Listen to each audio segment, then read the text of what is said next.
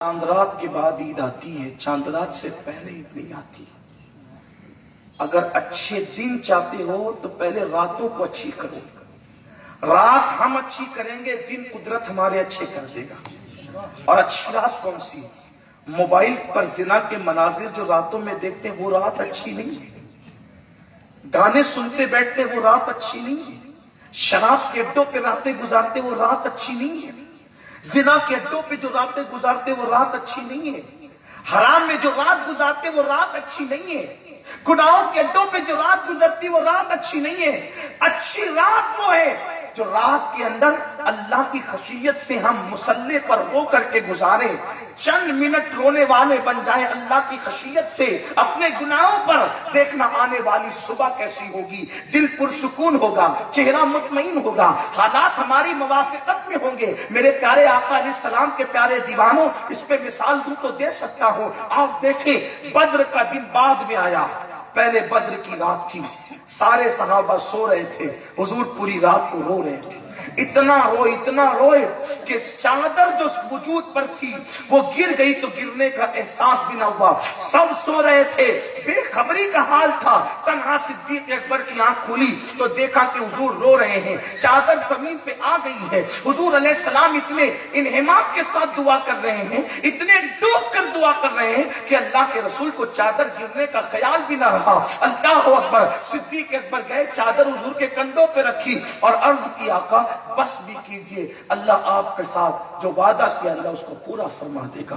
रात रोकर गुजरी, दिन फतह वाला आया। सुभान अल्लाह। जब किसी की रात अच्छी होती है, दिन ने खुद ब खुद अच्छा ही होकर आना है, क्योंकि रात के ताबे दिन होता है। हमेशा रात के ताबे शबे कद्र होगी, उसका आने वाले दिन में सूरज में किरणें नहीं होगी, तमाजुत नहीं होगी। रात अच्छी थी, दिन भी अच्छा आया, तो रात अच्छी करना अपना काम है। ये जो हमने वक्त मिला तो गेम खेलने बैठे, मैं कहता हूं इस गुनाहे बेलज्जत से हमें फायदा क्या है जो हम गेम खेलते हैं।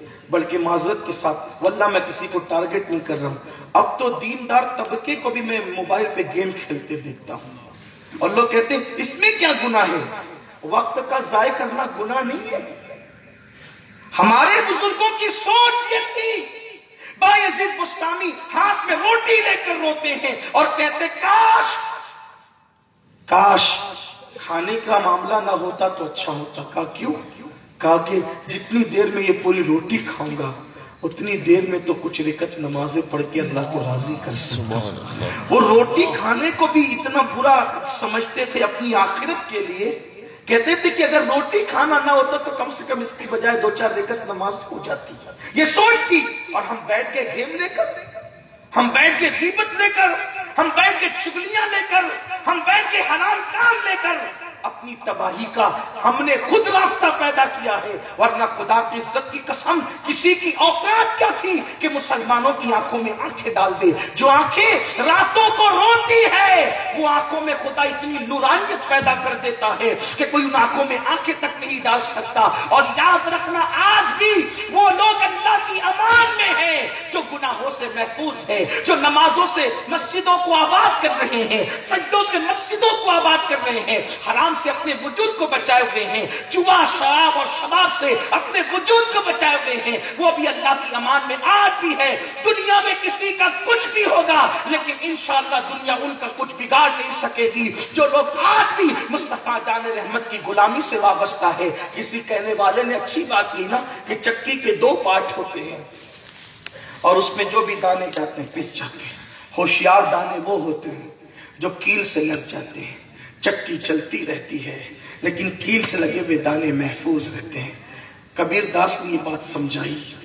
वो कहता है कि जमीन एक पार्ट है, आसमान दूसरा पार्ट है। इसकी चक्की चल रही है और इसकी चक्की के अंदर जो आते सब पिसते हैं। बचता कौन है? जो कील से लग गया।